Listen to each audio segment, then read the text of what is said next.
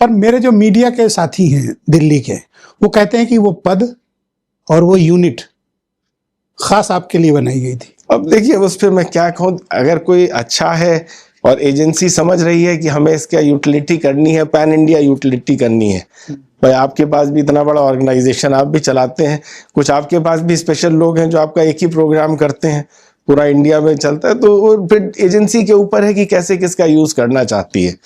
तो एजेंसी को लगा होगा, क्योंकि इतने इन्वेस्टिगेशन हम कर रहे थे, कॉमनवेल्थ गेम्स का भी इन्वेस्टिगेशन हम कर रहे थे दिल्ली रह के, तो सारे बड़े इन्वेस्टिगेशन सेंसिटिव कर रहे थे, तो फिर एक यूनिट बनाने की आवश्यकता आई। यूनिट सारे पॉलिटिकल केसेस आप ही के पास क्यों थे?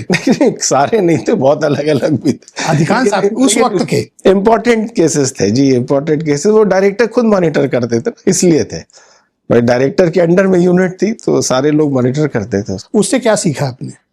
इन्वेस्टिगेशन की क्वालिटी बहुत अच्छी हुई, पढ़ने को बहुत पड़ता था। अब सारे टॉप लॉयर्स, अब ईडी के साथ क्या होता था, अब हम लोग कोई भी केस करते थे तो दूसरे पक्ष से टॉप मोस्ट इंडिया के लॉयर्स आते थे। जेठमलानी जी तो मुझे लगता है कोई दिन नहीं जाता जब ना आते हो किसी ना किसी क्लाइंट की ओर से। अब हाँ, मतलब इंडिया के टॉप मोस्ट लॉयर सारे ट्रायल कोर्ट में भी आते थे और ईडी में भी आते थे। सारी टेलीकॉम कंपनियां फंसेगी तो रही थी, तो क्या करेंगे? वही कह रहा हूँ, मुझे भी तो ऑलमोस्ट सभी फंसे थे। इसलिए ईडी को भी